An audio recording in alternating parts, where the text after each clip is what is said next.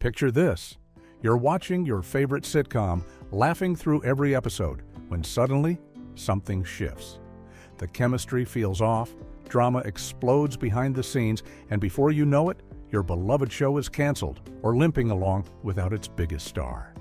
Sometimes the problem isn't bad writing or low ratings, it's the actors themselves. From explosive meltdowns to shocking racist tweets, from decades-long feuds to substance abuse spirals, these sitcom stars made choices that didn't just hurt their careers, they destroyed entire shows and left hundreds of cast and crew members jobless. Here are 12 shocking stories about sitcom actors that ruined your favorite sitcom. Charlie Sheen's epic meltdown. For 8 glorious seasons, Charlie Sheen was the highest-paid actor on television, earning $1.8 million per episode on 2.5 Men. He essentially played himself, a commitment-phobic playboy with an unhealthy obsession with bowling shirts, and audiences ate it up. The show consistently pulled in massive ratings and made Sheen incredibly wealthy. Then in early 2011, everything came crashing down in what became one of the most spectacular public meltdowns in television history. Sheen entered rehab in January 2011 after relapsing, forcing production to halt. When filming tried to resume, Sheen went on a series of profanity-laden rants, publicly attacking show creator Chuck Lorre on radio shows and calling him vile names. But the real fireworks came when Sheen took his unhinged behavior to the internet, launching a web series called Sheen's Corner and giving a string of bizarre television interviews. He claimed he had tiger blood running through his veins, that he possessed Adonis DNA, and that he was a warlock from Mars. He insisted he was winning while clearly spiraling out of control. His catchphrase "winning" became an internet sensation as millions watched him self-destruct in real time. According to reports, Sheen later attributed much of his behavior to testosterone cream and what he called roid rage, combined with drug residue and immense stress. CBS fired him in March 2011, and the show attempted to continue with Ashton Kutcher as a replacement, but it was never the same. Years later, Sheen admitted there were 55 different ways he could have handled the situation, but he chose number 56. He traded early retirement for a hashtag and destroyed what could have been years more of television's biggest payday. Shannen Doherty's physical altercations, Beverly Hills 90210. Made Shannen Doherty a household name as Brenda Walsh, one half of the iconic Walsh twins who moved from Minnesota to the glamorous zip code that defined a generation. The show was a massive hit, but behind the scenes, tensions between Doherty and her castmates were reaching a breaking point. According to multiple sources, Doherty had a reputation for being difficult on set, showing up late, and clashing with nearly everyone. Executive producers later confirmed that her habitual lateness was appalling and that she displayed a callous attitude and indifference toward the production. The tension between Doherty and co-star Jenny Garth became particularly explosive. According to both actresses, the conflict stemmed from an escalating prank war on set. Garth had been doing something called Pants Down Day, where she would playfully pull down crew members' pants. When some crew members grew annoyed, Doherty decided to retaliate with Skirt Up Day, lifting Garth's skirt to reveal the men's Calvin Klein boxer shorts she wore underneath. Garth completely lost it, and the confrontation turned physical, requiring their male co-stars Ian Ziering and Brian Austin Green to step in and separate them. The fight became the talk of the set, and the toxic environment only worsened.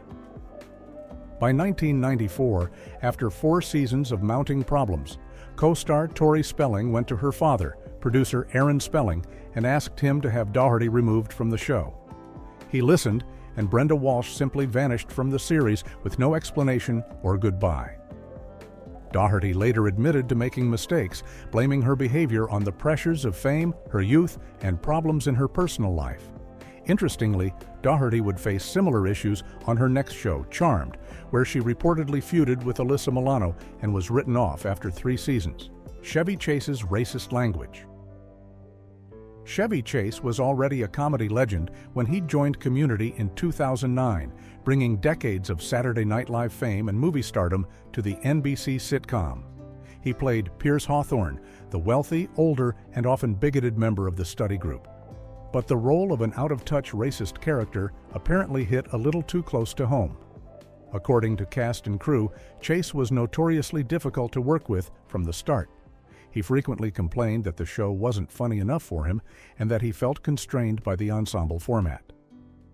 Show creator Dan Harmon and Chase had a contentious relationship that exploded publicly when Harmon got party guests at a rap party to chant an expletive phrase directed at Chase in front of his wife and daughter. Chase responded with an obscene voicemail that was later leaked to the press. But the incident that ended Chase's tenure came in 2012 during a scene involving a blackface hand puppet. Chase, reportedly frustrated with his character's increasingly racist storylines, questioned whether the writers would eventually have him use a racial slur directly. Except he didn't say the words racial slur, he said the actual word. Co-star Yvette Nicole Brown, who is black, stormed off the set and refused to return unless Chase apologized. When confronted, Chase claimed he didn't say anything wrong and referenced his past comedy work with Richard Pryor, completely missing the point. When word of the incident leaked to The Hollywood Reporter, Chase allegedly had a full meltdown on set, storming in and shouting, "Who effed me over? My career is ruined," and expletives at everyone. Director Jay Chandrasekhar, who was present that night, said Chase never came back after that outburst. Chase left the show after season 4, and while he briefly returned for one episode in season 5, his character was killed off. His former co-stars, including Donald Glover, later revealed that Chase had made racist jokes on set for years, often trying to disrupt Glover's scenes and making comments like, "People think you're funnier because you're black." Brett Butler's Addiction Nightmare. Grace Under Fire premiered in 1993 and became an instant smash hit for ABC. Brett Butler, playing a single mother navigating life after divorce, connected with audiences immediately. The show debuted in the coveted time slot after Home Improvement and became the highest-rated new series on television that year, ranking 5th overall. Butler earned critical acclaim, 2 Golden Globe nominations, and was making $250,000 per episode. But the pressure of starring in a hit show triggered a devastating Vicodin addiction after Butler was prescribed the painkiller for sciatica. By the show's 4th season, which coincided with the height of her addiction, ratings plummeted from number 4 to number 45. Butler's behavior on set became increasingly erratic and unpredictable. She frequently missed tapings, clashed with cast and crew, and created such chaos that co-star Julie White quit after season 4, citing Butler's behavior as the reason. Child actor John Paul Stoyer also left the show, and even legendary producer Chuck Lorre departed after just 1 season due to power struggles with Butler. Butler entered rehab in October 1996, delaying the 5th season premiere by several months. When she relapsed in August 1997 and missed multiple tapings again, ABC had seen enough. The network canceled the show in February 1998 after filming just 14 of 25 planned episodes for the final season. Butler later admitted she was out of her mind during that period, saying, "Drugs will do that to you," and that the show should have been pulled sooner. Of the 112 total episodes, Butler says she can only remember 80 of them and has never been able to bring herself to watch any of them. She finally got sober in July 1998 and has remained clean ever since, though she admits she should not have lived through 1998. The addiction cost her everything: her show, an estimated $25 million in earnings, and nearly her life. Roseanne Barr's racist tweet.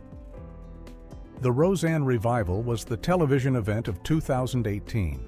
The reboot of the beloved 90s sitcom about a working-class Illinois family returned with nearly all the original cast and premiered to a staggering 27 million viewers. ABC had a massive hit on their hands, generating an estimated $45 million in advertising revenue and anchoring the network's entire schedule. Roseanne Barr's character was now a Trump supporter, which generated considerable media attention and discussion.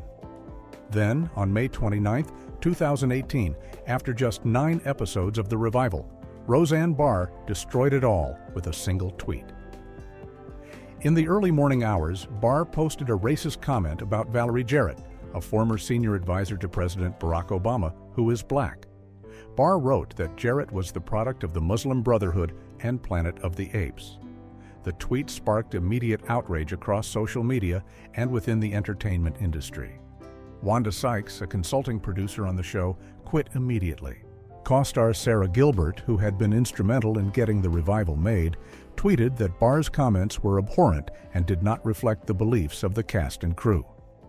Within hours, ABC Entertainment President Shannen Doherty released a one-sentence statement calling Barr's tweet abhorrent, repugnant, and inconsistent with their values, and announced the show's cancellation. Barr deleted the tweet and posted an apology, calling it a bad joke about Jarrett's politics and looks, but the damage was done. ICM Partners, her talent agency, dropped her as a client. Disney CEO Bob Iger personally called Jarrett to apologize before the cancellation was announced publicly. Barr later claimed she didn't know Jarrett was black and thought she was Middle Eastern, which only made things worse by implying it would have been acceptable to compare someone from the Middle East to an ape. ABC eventually created a spin-off called The Connors without Barr, killing off her character and giving work back to the cast and crew.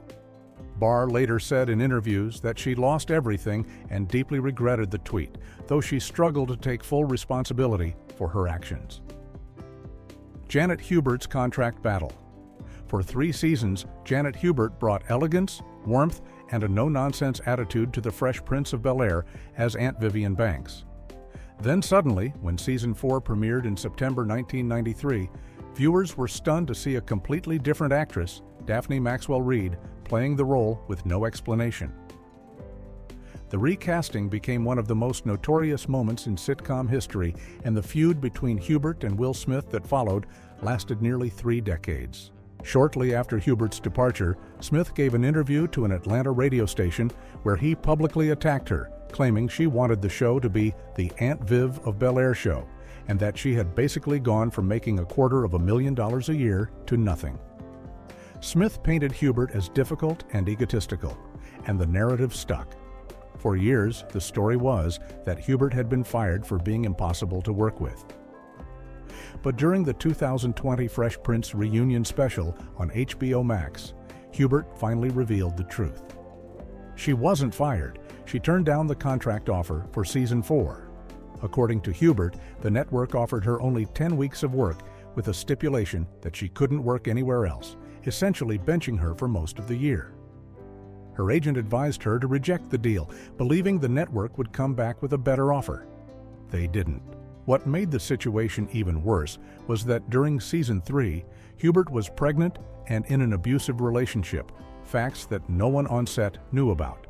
She was no longer laughing, smiling, and joking like before, and the cast interpreted her changed demeanor as her being difficult. During the reunion, Smith finally acknowledged that at 21 years old, he was driven by fear and insecurity, and he wasn't sensitive to what Hubert was going through during her pregnancy. Hubert tearfully told Smith that he had taken away 30-something years of her career and that she had lost so much when she left the show. Her family disowned her, Hollywood disowned her, and she felt completely banished. The two finally reconciled during the reunion, and Smith later helped Hubert by paying for her website and lending her his social media team. Thomas Gibson's physical violence. Criminal Minds was one of television's most successful procedural dramas, running for 15 seasons and featuring an ensemble cast of FBI profilers.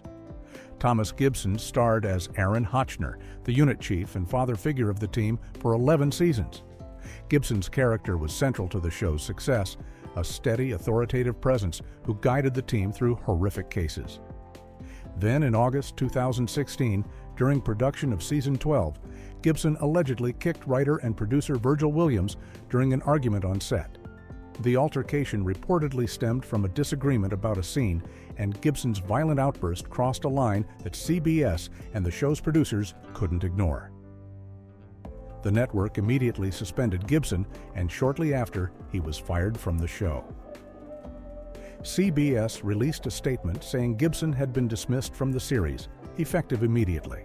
The incident was particularly shocking because Gibson had been with Criminal Minds since the pilot episode in 2005, making him one of the show's most recognizable faces.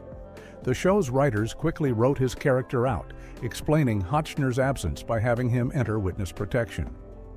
Gibson later apologized for the incident, saying there were creative differences on set and that he regrets the incident occurred. He acknowledged that his frustration was poorly expressed and that he accepts responsibility for his actions. However, the damage to his reputation and career was severe. Criminal Minds continued for 3 more seasons without Gibson, but fans noted that the show lost some of its core identity when Hotchner disappeared. Gibson's career never fully recovered from the firing, and he's had limited acting work since leaving the show. The incident serves as a stark reminder that no matter how long you've been with a show or how important your character is, physical violence on set is an immediate deal-breaker in Hollywood. T.J. Miller's troubling behavior. Silicon Valley was HBO's sharp satire of tech culture and startup life, and T.J. Miller played Erlich Bachman, the bombastic and delusional entrepreneur who provided much of the show's comic relief. Miller was a key part of the ensemble cast from the show's premiere in 2014. But by season 4, reports began emerging about Miller's difficult behavior on set, including chronic lateness, an inability to remember his lines, and unprofessional conduct that disrupted production. According to sources close to the production, Miller's behavior became increasingly problematic as the show went on. He would reportedly show up late, be unprepared for scenes, and create tension with cast and crew members. While HBO never officially stated why Miller left the show after season 4, the timing coincided with multiple troubling incidents in Miller's personal life. In December 2017, Miller was arrested for allegedly calling in a fake bomb threat on an Amtrak train. He later pleaded guilty to making a false bomb threat and was sentenced to probation. Miller had also faced accusations of sexual assault and troubling behavior from former partners, though he denied the allegations. In interviews after leaving Silicon Valley, Miller claimed the departure was his decision and that he wanted to pursue other opportunities. However, given the timing and the reports of on-set problems, many believe the show simply chose not to renew his contract. The character of Erlich Bachman was written out by having him stay in China, and the show continued for 2 more seasons without him. While Silicon Valley managed to survive Miller's departure, fans noted that the show lost some of its anarchic energy. Miller's post-Silicon Valley career has been rocky, with the actor later saying he regrets how things ended and wishes he had handled the situation differently. Kirk Cameron's Religious Demands Growing Pains was one of ABC's biggest family sitcoms of the late 80s, and Kirk Cameron was the breakout star. Playing Mike Seaver, the charming troublemaker and oldest son of the Seaver family, Cameron became a teen idol and the show's main draw. Then, in the late 80s, Cameron had a religious awakening and converted to evangelical Christianity. What followed was a dramatic shift in how he approached the show. Cameron began making increasingly strict demands based on his newfound religious beliefs. He insisted that scripts be rewritten to remove any jokes or content he deemed inappropriate or contrary to his Christian values. He reportedly demanded that certain storylines be changed and refused to participate in scenes he found objectionable. Most controversially, Cameron allegedly called for the firing of actress Julie McCullough, who played his on-screen girlfriend. According to reports, Cameron demanded McCullough be removed from the show because she had previously posed nude for Playboy magazine.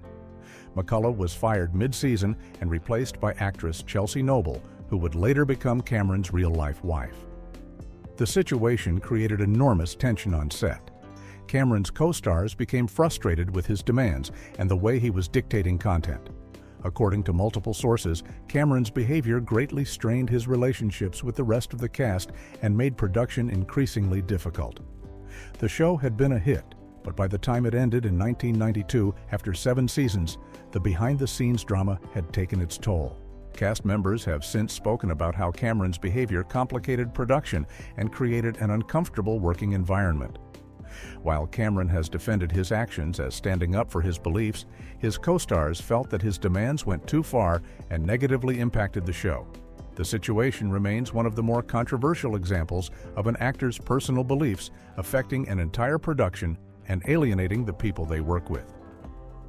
Isaiah Washington's homophobic slur Grey's Anatomy was television's hottest medical drama, and Isaiah Washington played Dr. Preston Burke, a brilliant cardiothoracic surgeon and one of the show's central characters.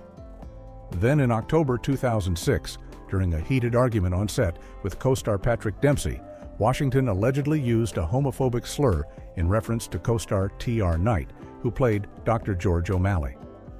The incident occurred behind the scenes, but word quickly spread throughout the production. Knight, who had not publicly discussed his sexuality at the time, was deeply hurt by the comment. The incident reportedly prompted Knight to publicly come out as gay in a People magazine interview, saying he was living openly, but that the slur had forced his hand in making a public statement. Washington initially denied using the slur, but at the Golden Globe Awards in January 2007, while backstage with reporters, Washington made the situation dramatically worse by repeating the slur while denying he had used it. The backstage comments were caught on camera and widely reported, turning a contained incident into a national controversy. ABC and the show's producers were forced to address the situation publicly. Washington issued a statement apologizing for his remarks, saying they were unacceptable in any context or circumstance. He entered counseling and underwent diversity training. However, the damage was done. In June 2007, ABC announced that Washington would not be returning for Season 4 of Grey's Anatomy. His character was written out of the show, with Dr. Burke leaving Christina Yang at the altar and disappearing from Seattle Grace Hospital.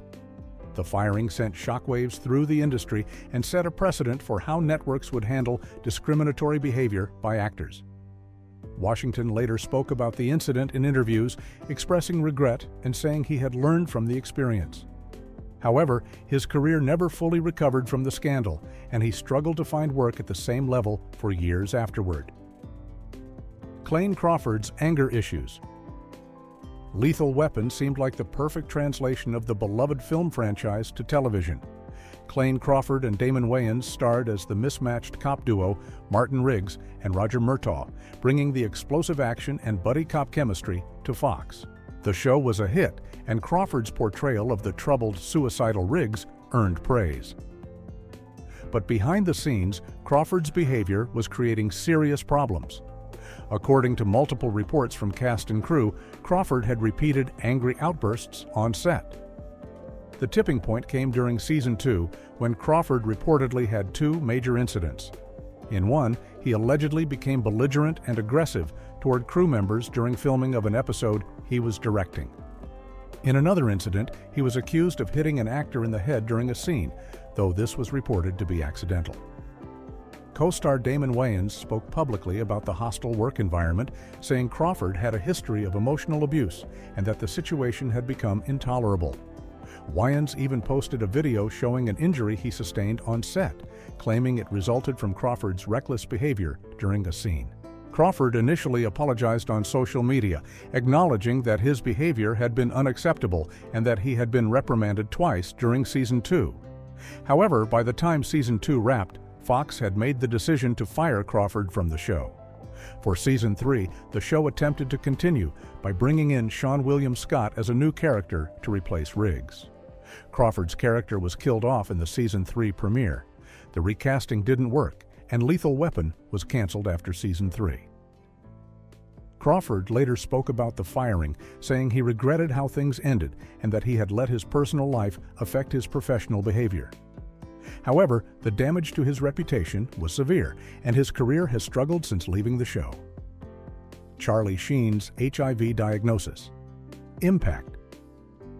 While Charlie Sheen's Tiger Blood meltdown gets most of the attention, there's another layer to his story that deeply affected 2.5 Men.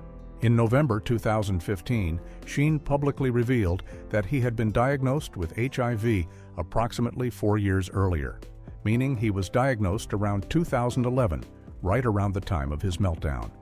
Sheen clarified in interviews that his 2011 meltdown was not a response to the HIV diagnosis, as the diagnosis came after the meltdown.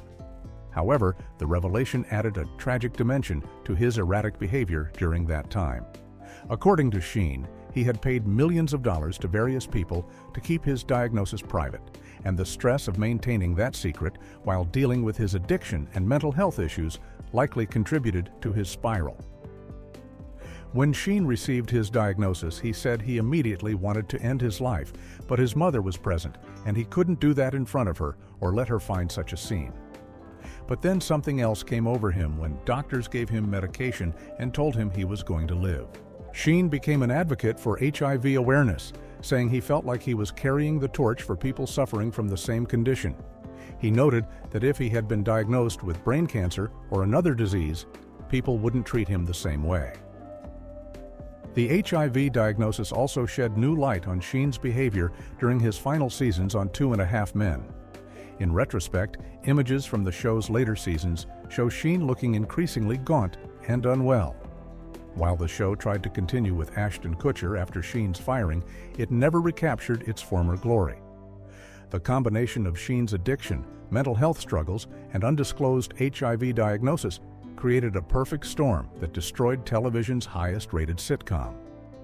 Sheen later expressed deep regret about how things ended, saying he had traded early retirement for a hashtag and acknowledging that there were dozens of better ways he could have handled the situation.